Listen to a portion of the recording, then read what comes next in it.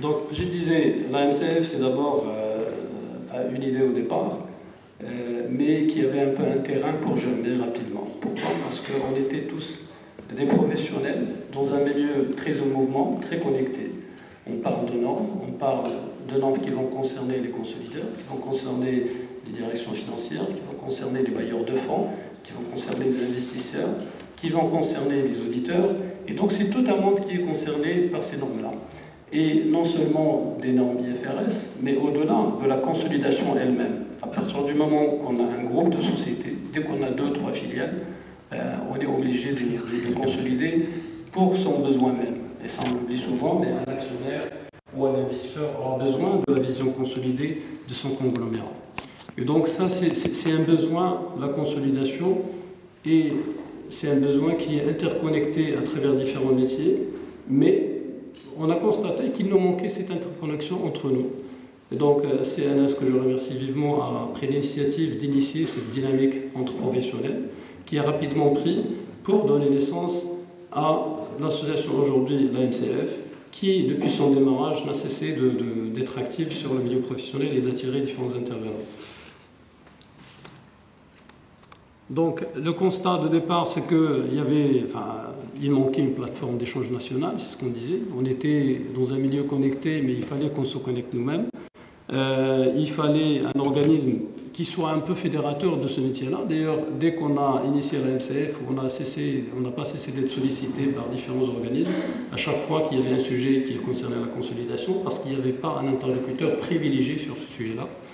Et puis, il fallait qu'on stimule un peu les différents débats qui sont en cours, que ce soit en ce qui concerne la réglementation de la consolidation, que ce soit sur les normes IFRS, que ce soit sur l'évolution du référentiel comptable marocain, et même au-delà, à plus long terme, même sur le référentiel fiscal, puisque la fiscalité du groupe, ça devient aussi une problématique importante.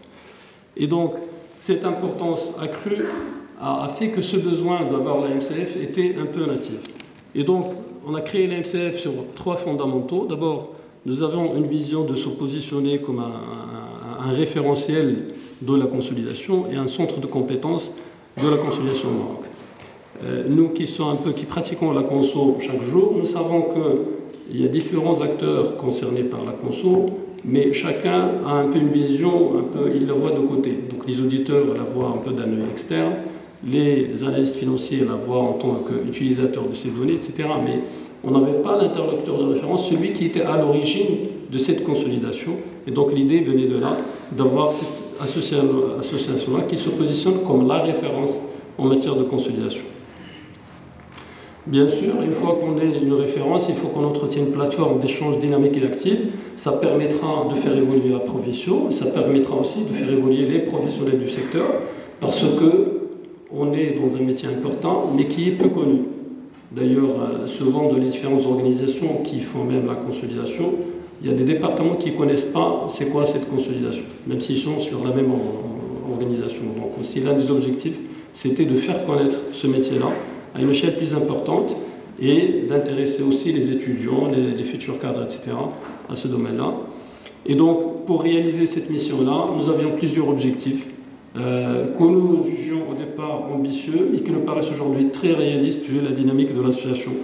Il fallait promouvoir le métier, il faut faciliter et partager les expériences et les bonnes pratiques, structurer le métier, donc avoir justement un interlocuteur de référence et donc aussi documenter les bonnes pratiques. Et donc à chaque fois qu'on a un débat sur la conso, que ce soit pas un débat ponctuel, mais que ce soit vraiment une réflexion structurée sur le long terme.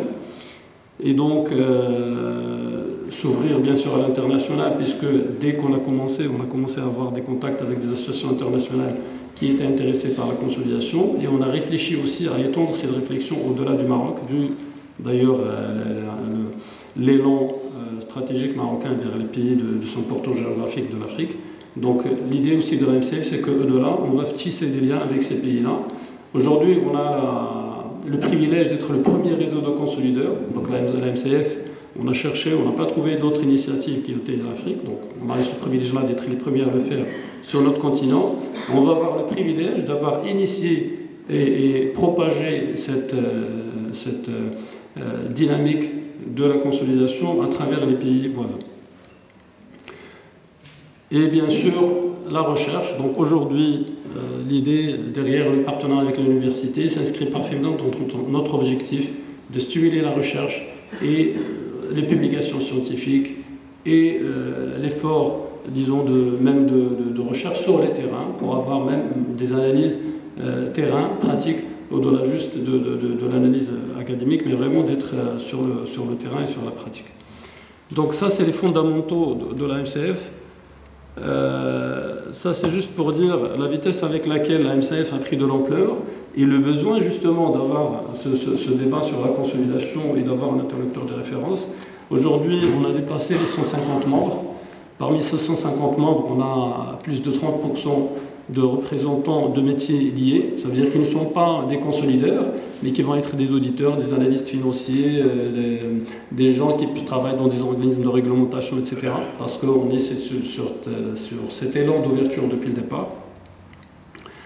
On représente plusieurs secteurs, donc on a le service, les assurances, les banques, les holdings, l'industrie. Et puis, on a aussi le secteur public qui est assez présent avec environ un tiers de membres qui opèrent dans le secteur public. Et puis une bonne répartition entre le Maroc et l'étranger, puisqu'on a quasiment la moitié des membres de l'association qui travaillent dans des structures purement marocaines et la moitié qui travaillent dans des multinationales.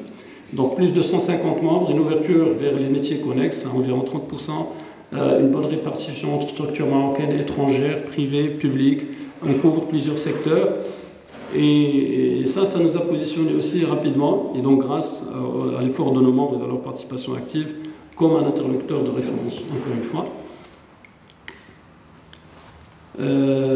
Trois éléments importants dans la MCF, c'est la gouvernance. Donc on s'est voulu une association professionnelle de haut niveau, puisque le sujet de consolidation et le sujet des IFRS qui va de pair, ce sont des sujets qui nécessitent un professionnalisme parce que généralement c'est des sujets traités au niveau de groupe, de holding, et on se doit de se doter des moyens à même de débattre de ces sujets-là.